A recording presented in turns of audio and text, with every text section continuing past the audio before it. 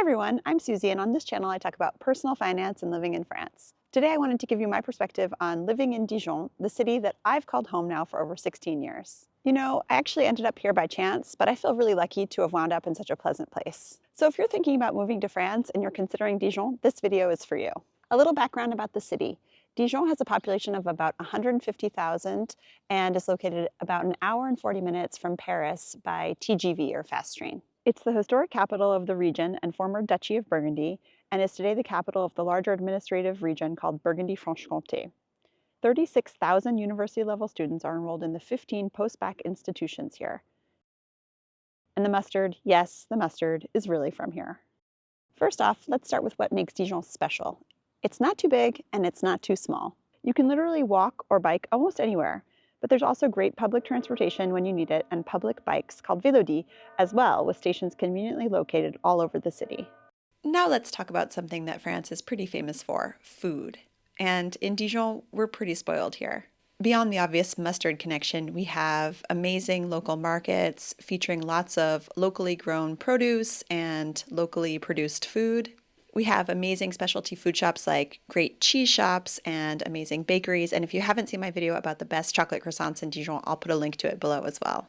And there are amazing restaurants for all tastes and budgets.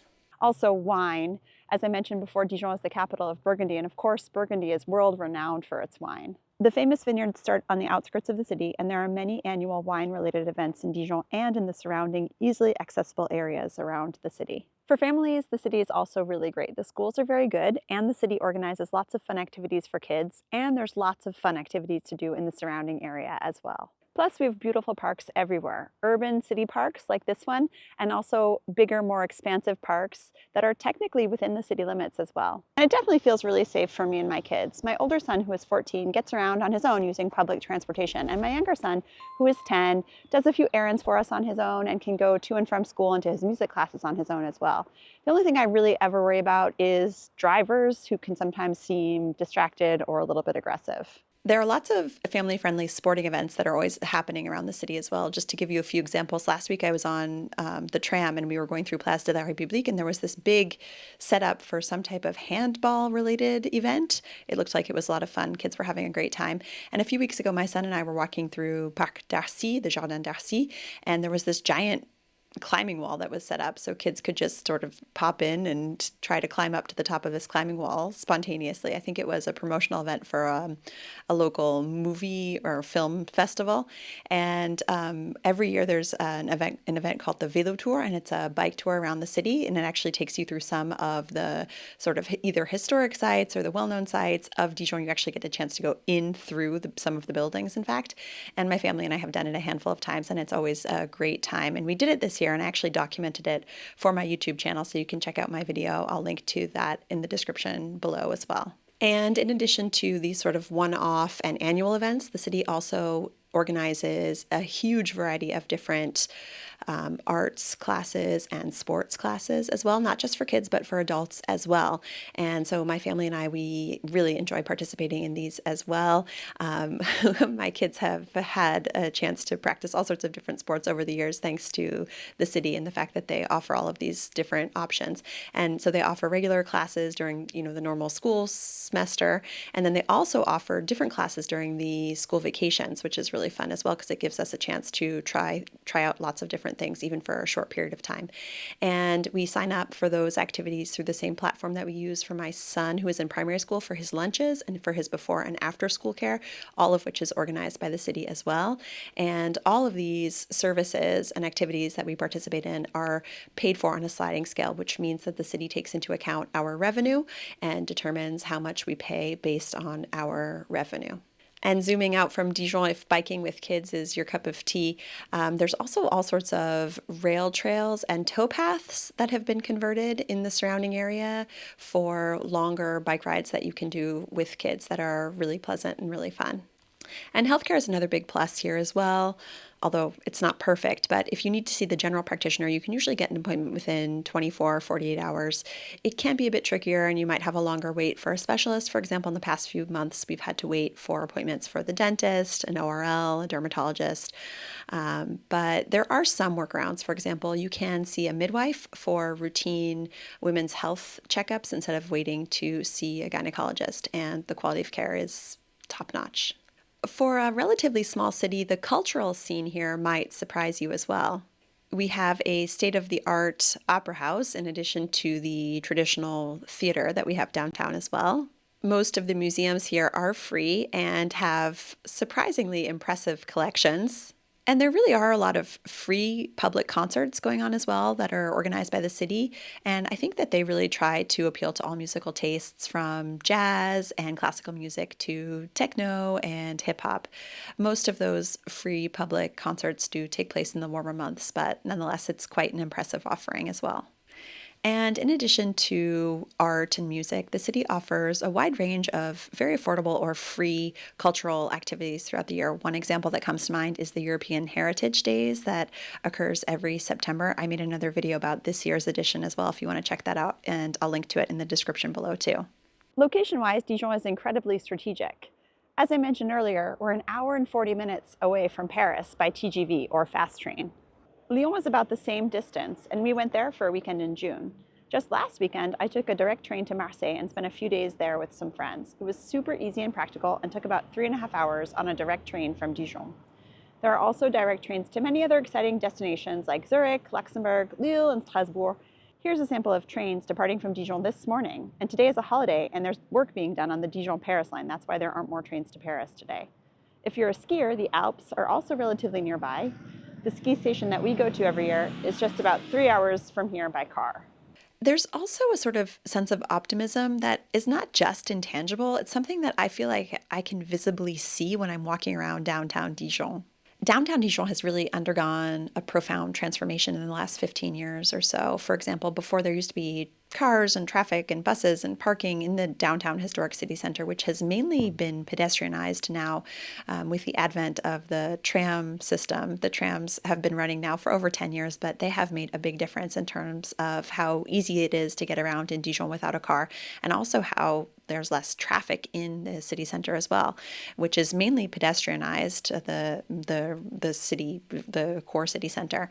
And there's also been other big, ambitious investment construction sort of projects as well. I mentioned the municipal pools as well. Both of those are the two that I'm thinking of are less than 15 years old, and they're just both really pleasant and popular as well.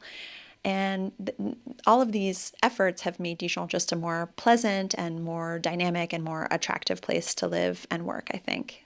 And there continue to be major investments in the city and in its infrastructure. I'm thinking about several projects that are either ongoing or have just recently been completed. For example, at the major teaching hospital and at the major research university here, I have seen that they are continuing to undergo updates and improvements as we speak. In fact, my husband and I just recently visited the newly renovated building that's now going to house the OIV, the International Organization of Vine and Wine, which has just been transferred here after 100 years in Paris. It's a small example, but when added up, you get the impression that there is a real enthusiasm here in Dijon and that the city itself is eager to attract more people and make itself a better place for those people to live. And you know what's crazy? Even after 16 years, I'm still discovering new things about the city and the area around Dijon. There's always something more to learn about, some hidden corner of the city and the region to explore. And here's something telling. Dijon was recently ranked 23rd among the best cities to live in France. And from my experience and the stats that I've seen online, most locals are generally happy living here. But no place is perfect. Here are a few challenges to consider. First, the bike infrastructure could be a lot better. While you can cycle everywhere, the paths aren't as extensive or user-friendly as they could be. This is something that frustrates me almost every day since I get around a lot of the time by bike. It's something the city is working to improve, I think, but there's still a long way to go. Next, getting to an international airport can be very tricky. Unfortunately, there are no public transportation options that can take you directly to any of the closest international airports, which are Paris, Charles de Gaulle, Lyon, Geneva, or Bâle, Basel. It is possible to get to those airports, but it often requires a multimodal solution. So for us, for example, when we're flying out of Charles de Gaulle, we often take the train from Dijon to Paris, and then you arrive in downtown Paris, but you still have to get to the airport. So we either take a taxi or the RER or some type of shuttle bus, and it just adds extra time, extra stress, extra expense to the trip, and it's just unpleasant. To add insult to injury, there used to be a direct train between Dijon and Charles de Gaulle. So I have known what the luxury of getting on the train in Dijon and stepping off the train at the airport in Paris.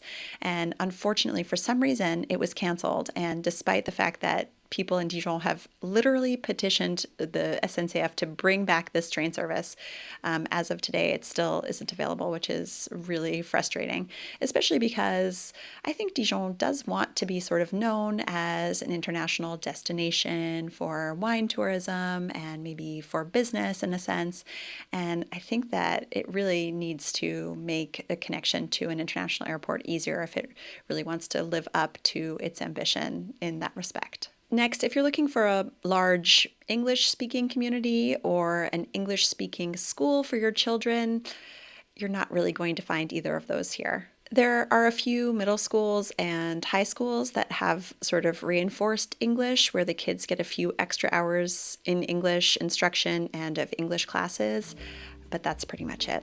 And in my opinion, it's definitely a huge advantage if you can speak French if you're going to live here. Not that that's necessarily a negative thing. I think you'll be able to get by with your English and with some very basic French. I think you'll be able to communicate on a pretty superficial level, which is fine. But in my experience, when you are able to really express yourself in French, that's when you start to be able to have more meaningful, deeper, sort of enriching experiences and exchanges with local people, which I think is really great. It can take a lot of time and effort to get to that level, but I definitely think it's worth it. And yes, the weather can be gray here. We're not exactly on the French Riviera. And it's not just an impression. I saw online that in 2023, Dijon had less sunlight than the average city in France. Last year was particularly rough. We had only 143 hours of sunlight between December and February 2024, according to a local newspaper. Today is pretty typical of what we can expect to experience for the next 5 months or so. So there you have it. Whether you're really considering moving to France or just curious about what life in Dijon has to offer, I hope this video gave you more of an idea. It's definitely not perfect, but it's pretty good. And if you want to hear more about how much it costs to live here, check out this other video in which I break down our family's real budget. And don't forget to like and subscribe if you would like more content about living in France. And if you have any questions about Dijon, go ahead and leave them in the comments below. Thank you so much for watching today, and until the next time, à bientôt!